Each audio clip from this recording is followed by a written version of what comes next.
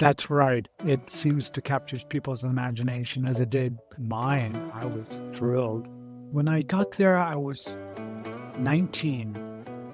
One of the things I really love about skydiving is it's the first time I'm really in control of my life. I started out with the pararescue team in Antarctica, there in 74, 75 season, stepping off the C-130 onto the ice as a member of the pararescue team as a young man was just incredible.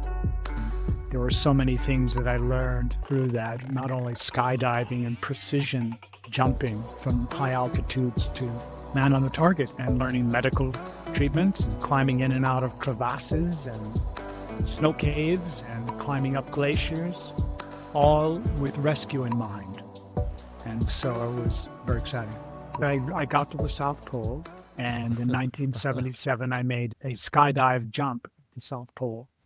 I was number 7 in terms of the individuals that have ever skydived the South Pole.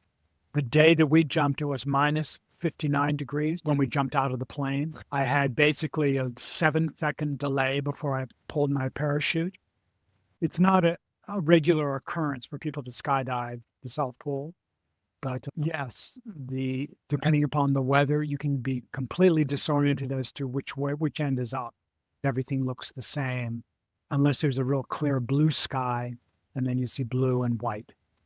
Other things that can happen back then when we were jumping with ripcords, the ripcord was a long wire that had little pins on it that was holding your parachute together, and it was on your chest up here, and you hook your thumb in it and you pull it out, and there's a housing. It's almost like an electrical housing that you see that's BMX.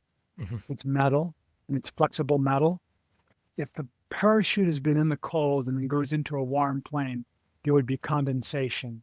It would be built up in that cable line. And then as soon as you step out into the cold, it would freeze. And so it's possible that ripcords froze in there. I mean, it was one of the main things that we watched for before we jumped to make sure the line was free. After the service, did you continue jumping? I've never done another jump, only in my dreams. And the dreams I've dreamt about skydiving just since. Every once in a while. In the early days after I left the Navy, it was in a recurring dream.